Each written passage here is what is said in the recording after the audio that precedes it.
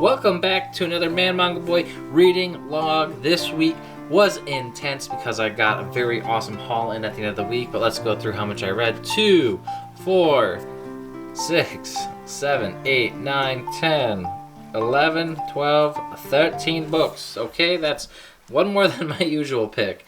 Anyways, let's talk about it. So, I've got ourselves here the ending of Eniale and Dewiel. Okay? It's like Angel and Devil. That's why they picked those names. This is the same author who does the series that I really enjoy called, and I forget the name, Witch Hat Atelier. This is just a 3-volume series. It just showcases our two angels here, Dewey and Eni, as they kind of progress through the world to just relax, have fun, you know, maybe get a few souls to either join heaven or hell, depending on who you're talking to. And so this is just like a whole bit of characters they introduce you to, and as they, you know, interact with their characters, I really did enjoy it. This is a very nice, relaxing read. The first volume I thought was just okay. I really got more involved into it as I got through these. I read the first one a few months back. You can see my previous reading logs. I think it was June or August when I picked them up. I read it pretty much soon afterwards. Thought it was okay, then I read other stuff, because you know how it goes. But yeah, so I really enjoyed this. This one actually has a really cool one about acting and theater, and how these actors are selling their souls for better skills in the play, but, you know, to the devil, but at the cost of their souls, and they don't know it. And once they find out, you know what they say? They say, you know what more can I sell? Can I sell you more of my soul? Whoop! And, you know, our main character is like, what the fuck is wrong with these people? You know, Dewey or Dewi, whatever you want to call her. And so, you know, it just goes to show you how crazy some people can be out there. Don't hang out with people. Only hang out with cats and dogs. That's it. That's all you need. Tokyo ESP Volume 5. We get to figure out what the heck happened during this time skip. Our two main characters here somehow committed a crime against the government, and they tell you what they actually did and what happened. This is a very cool picture of our nice penguin friend here at the airport flying in. I like those pictures. I think they're cool. Here we can see the two main characters in a nice colored spread. That was very cool too. We see some flashbacks here as to what's going on. This volume is largely a bit about escaping through this company, or the new bad guys. They take down the new bad guys. Hard to say that they're gone for good though. And then we flash back in to see what the heck happened with Rinka and her nice crow-headed friend. So very interesting stuff. I really did enjoy this volume. Again, I can't recommend the series enough to people. You know, why aren't more people reading this? Please, somebody talk to me about this series. It is so good. I really enjoy it. This nice robot. There's robots in it. We find more about Juice's real power, and his real power is insane. I loved this volume. I really enjoy this series. It's great. I can't wait to read more. I read it every week.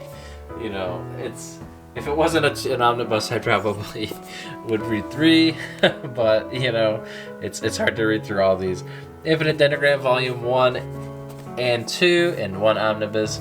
This series got, I think, just meh reviews when the anime came out. I do really enjoy it because the main character and all the characters in this game world are, you know, given this JoJo-esque stand that is unique to them. It's not really a stand, but it is a stand. It can transform. It has different, you know, forms.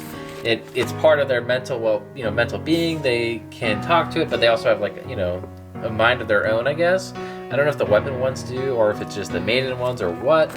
But, you know, they go through this world, and in the world, all the NPCs, you know, go throughout the real life world and kind of evolve as time goes on, whereas the main characters are just, you know, shown to have a curse. The curse says that they are actually, like, you know, taken away, spirited away rather, multiple times, you know, throughout the days. And so that's why it stinks to be a main character, or whatever a player character, whatever they're called, because, you know, they get spirited away. So the NPCs are like, oh, you know, it's great that they have this power, but it's too bad they get spirited away so often. And so that's the lore there. And they're coded in a way to make it so whenever you ask them things outside of the role-playing element, they either play dumb or have some way of getting around it in their coding, which is pretty cool. The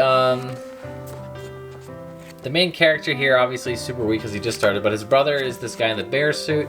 He wears a bear suit because he had based the character on himself on accident when he was making the character, and so he, you know, apparently that's not good in the future, because in the future once you do that, they, you know, they can track you that way. So I'm like, ooh, that stinks.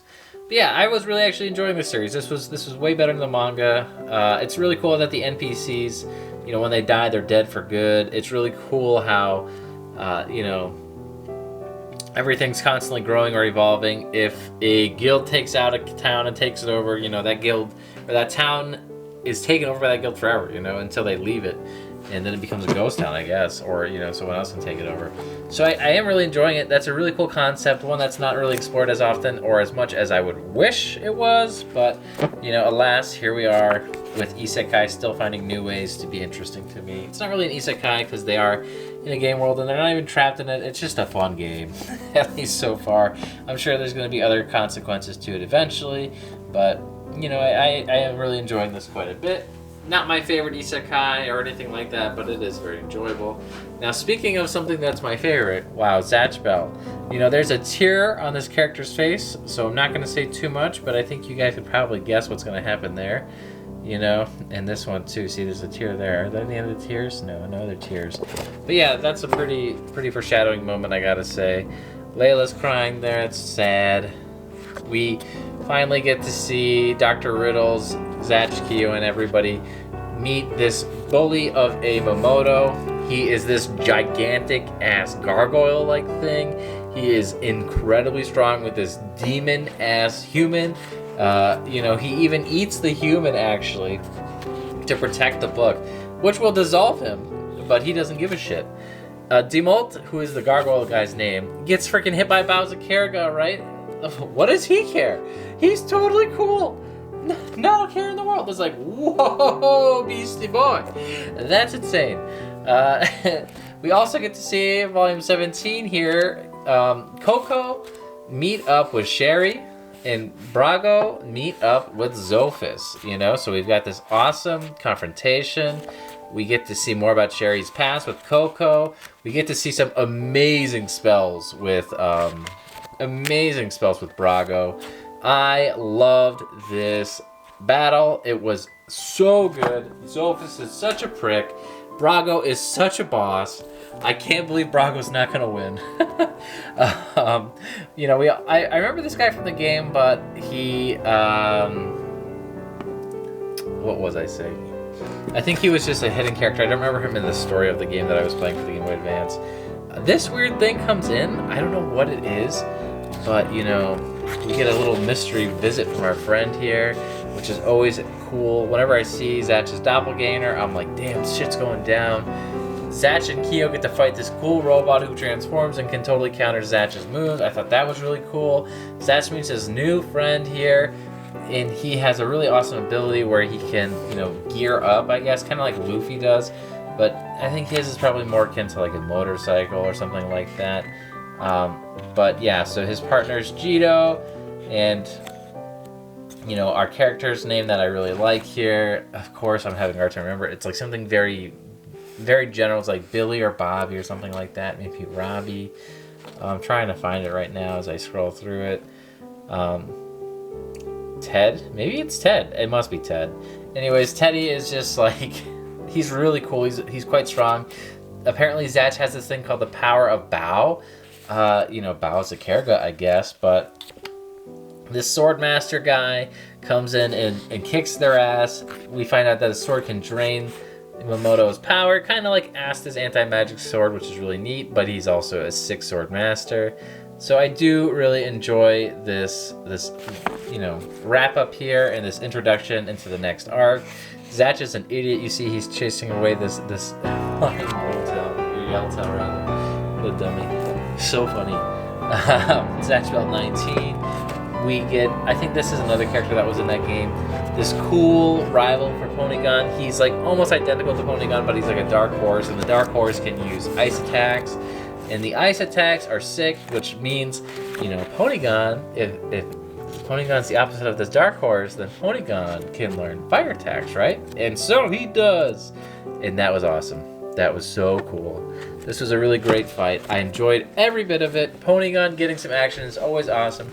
We also meet these two Momoto, well, this one Momoto, and then this guy, Kyle. He's this little whiny baby who's too afraid to get into a fight. He's too kind-hearted, I guess, or something like that. He's being taken advantage of by these people.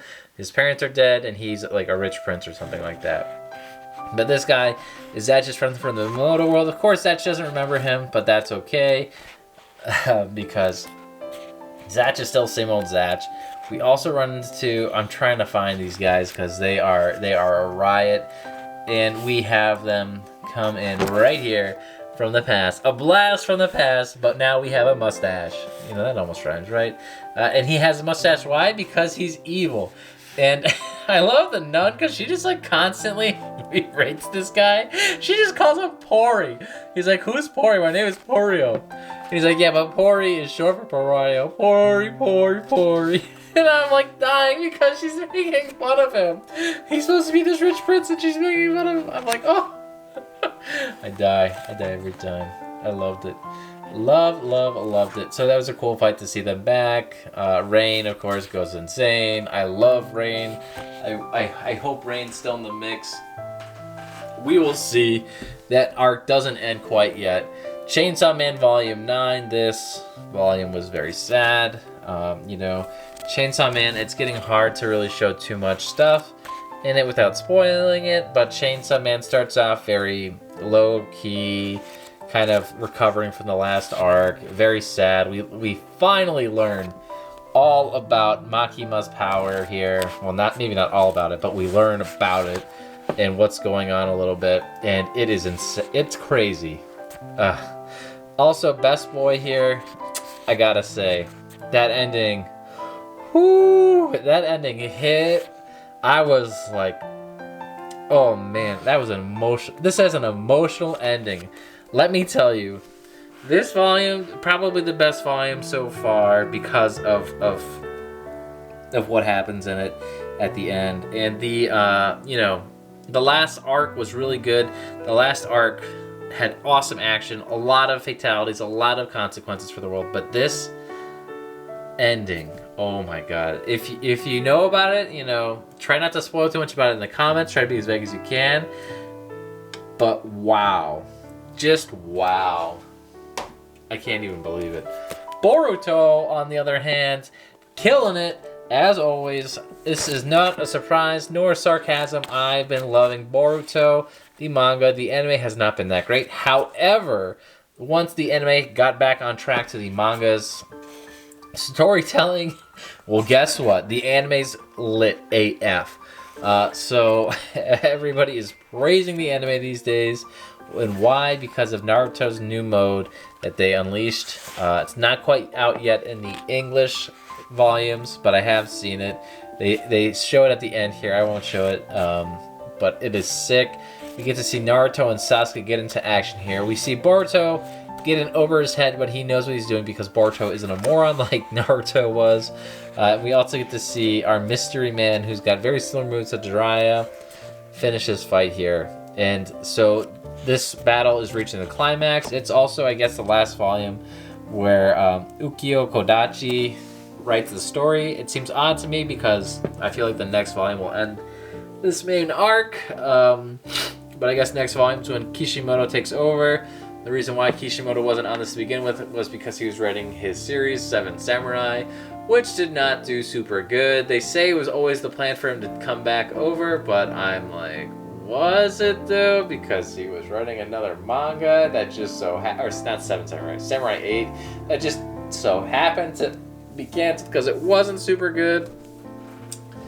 I don't know, but I feel bad for that story writer because he was doing an awesome job. But, well, I guess Kishimoto, I can't imagine Kishimoto messing up the story because Kishimoto wrote Naruto. And so he's back into his you know, normal realm, his normal world. I liked Samurai 8 where it was going. The problem with Samurai 8 was there was so much exposition in getting there and world building. It was just too much. And so that's why I didn't really like Samurai 8. I thought it was pretty good, you know, especially towards the end. And I really wish it got a little bit more time because I thought that it was starting to lead somewhere awesome. But what can you do about it? You know, not much. Not much at all. Next, we've got Dragon Ball Super, Volume 15. This is just such a sick cover. Goku and UI and Moro in his younger form. So this arc shows us the end of the Moro arc. I really did enjoy this ending. I like this little bit with Oob. And we get to learn more about the next arc here with Granola, who's from Planet Cereal, I guess. I really do enjoy these as well. I want Dragon Ball Super to adapt the Moro arc into the anime. I think that'd be really good. I want to know more about 7-6. I don't know what is going on with him with all these clones. You see all that? I think that was his name, right? 7-6, or is it 7-2? But in any case, we find out Granola, his past, his origins have to relate with the Saiyans and Frieza. And so that's cool, you know, whatever. But we also get the hint at Goku training with Whis or Whis, and Vegeta learning something new from Barris. But what is it? You know, you'll have to either look it up online for spoilers or wait to find out to the next chapter, I guess. But yeah, this was a really cool volume. A lot of action. I read it in like a second, I swear. We also get to learn more about that little fish, the Oracle fish. If you guys aren't watching or aren't reading Dragon Ball Super and you watch the anime, you know, you're really depriving yourself of a cool story. You know, the manga is carrying off of where the anime left off very well. It adapts the anime arcs. You know, they're okay. There are some differences in the arcs in the manga compared to the anime, but you know, they're overall pretty much the same. So if you wanted to just skip them and go right into the manga, the new stuff with the Moro arc, I would say you're totally fine to do so, but I would definitely be reading this since it's the only Dragon Ball Super content we're getting right now.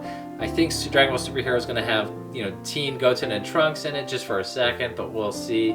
I think Gohan's going to be the main star of the whole series, of the whole movie, though. But it'd be really cool to see if Dragon Ball Super takes that little bit of a time skip that we're all predicting, since it does take place between the end of Dragon Ball Z and the end of the Majin Buu fight, which there is that time skip right at the end that shows Goku meet Oob and then take him off to training, which is then when Dragon Ball GT takes over. But Dragon Ball GT is technically not real, but it is real, so that's just the way it goes. Anyways, thank you guys for watching. Please let me know what you're reading this week. Give me comments, give me likes, give me kisses, give me hugs. Cookies too, I'll take cookies, whatever. But yeah, just let me know what you're reading. You know, did you guys find anything cool from this week's reading log that you're gonna go pick up now, or that you did pick up and that you wanted to talk about with me too down in the comments below? I'd love to hear your thoughts. We'll see you next time. Bye-bye.